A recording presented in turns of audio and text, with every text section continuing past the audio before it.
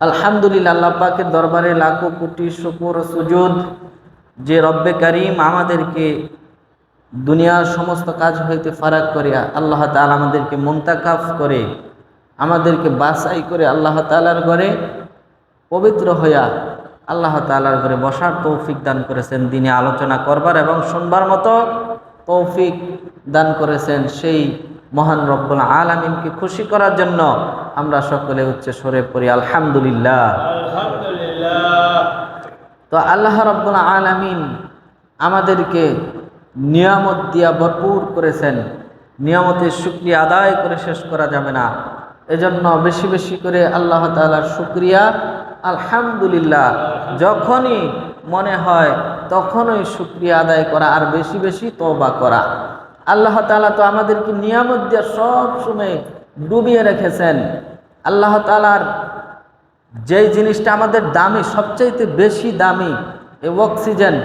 কেউ যদি এই অক্সিজেনটা 1 মিনিট না পায় তাহলে দুনিয়ার আর থাকা তার সম্ভব না।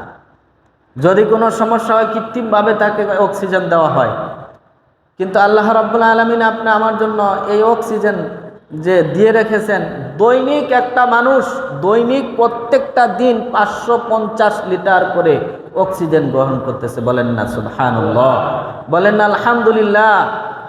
যে আল্লাহ রাব্বুল আলামিন প্রত্যেকটা দিন দৈনিক 550 লিটার অক্সিজেন পিউরটা গ্রহণ করে, তাহলে আল্লাহ রাব্বুল আলামিন এই নিয়ামতটা যদি 1-2 মিনিট বন্ধ করে দেয় তাহলে কি আমরা বেঁচে থাকবো? আমাদের কোনো অস্তিত্ব থাকবে এই দুনিয়ায়?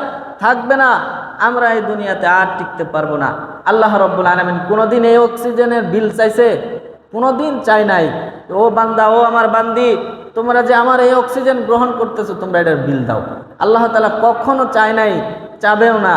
কিন্তু আপনি আমি যদি কোনো অসুস্থ হইয়া এরকম কোনো হসপিটালে এরকম আইসিইউতে যদি ভর্তি হইয়া যায় তাহলে কি হবে? যে প্রত্যেক দিন যদিও কম হয়, কম কইরা হইলেও আপনার 15-20 হাজার টাকা প্রত্যেক দিনের বিল এসে যাইব। তাহলে কত টাকা লাগে কৃত্রিমভাবে অক্সিজেন গ্রহণ করলে? আর আল্লাহ রাব্বুল আলামিন আপনি আমাকে একেবারে ফ্রি দিয়ে রেখেছেন, তাহলে শুকরিয়া আদায় করতে হবে না? সব সময় আমরা আল্লাহ তাআলা শুকরিয়া আদায় করব, আমরা সব সময় করি না। এজন্য আল্লাহ রাব্বুল আলামিনের কাছে বেশি বেশি করে তওবা করা। ও আল্লাহ, আপনার নিয়ামতের শুকরিয়া আদায় আমি সব সময় করতে পারি না।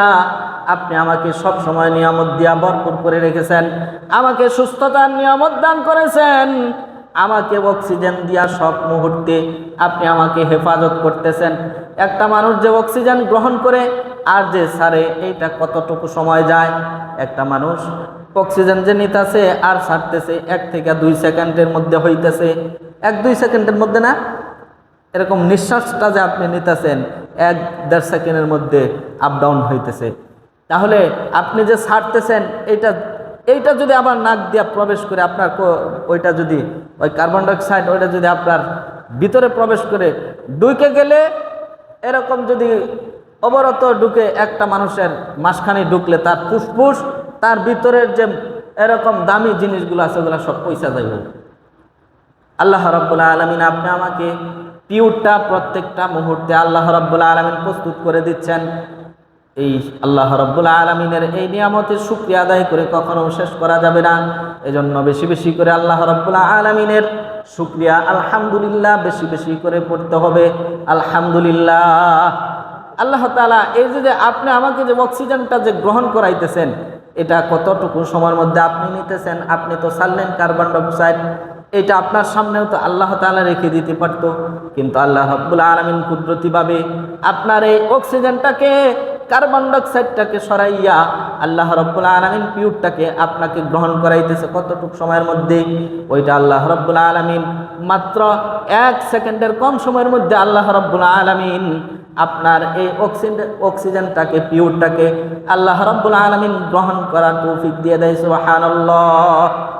1 সেকেন্ডের কম সময়, বলা হয় যে ন্যানো সেকেন্ডের মধ্যে। 1 সেকেন্ডের কম হইল ন্যানো সেকেন্ড, 1 সেকেন্ডের কম, এতটুকু সময়ের মধ্যে আল্লাহ রাব্বুল আলামিন আপনাকে ভালোবেসে, আমাকে ভালোবেসে, দুনিয়ার সমস্ত মানুষকে ভালোবেসে আল্লাহ রাব্বুল আলামিন 1 সেকেন্ড এক সেকেন্ডের কম সময়ের মধ্যে আল্লাহ রাব্বুল আলামিন আপনি আমার জন্য নিয়ামত এই অক্সিজেন প্রস্তুত করে আমাকে দিয়ে দিচ্ছেন, সুবহানাল্লাহ।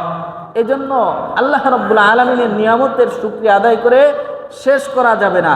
এজন্য বেশি বেশি করে আল্লাহ রাব্বুল আলামিনের শুকরিয়া, সবচাইতে পছন্দনীয় শুকরিয়া হইল আলহামদুলিল্লাহ।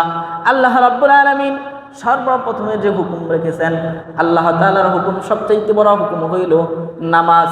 এই নামাজ যে আমরা শুরু করি, নামাজের যে প্রথম সূরা পড়ি, প্রথম সূরার প্রথম বাক্যটাই হইল আলহামদুলিল্লাহি রাব্বিল আলামিন, নাকি অন্য কিছু? সর্বপ্রথম শুকরিয়া দিয়ে আমি শুরু করলাম। তাহলে আল্লাহ তাআলার শুকরিয়া, যারা নামাজ পড়ে, যারা জিকির করে, তারা আল্লাহ তাআলার শুকরিয়া আদায় করে।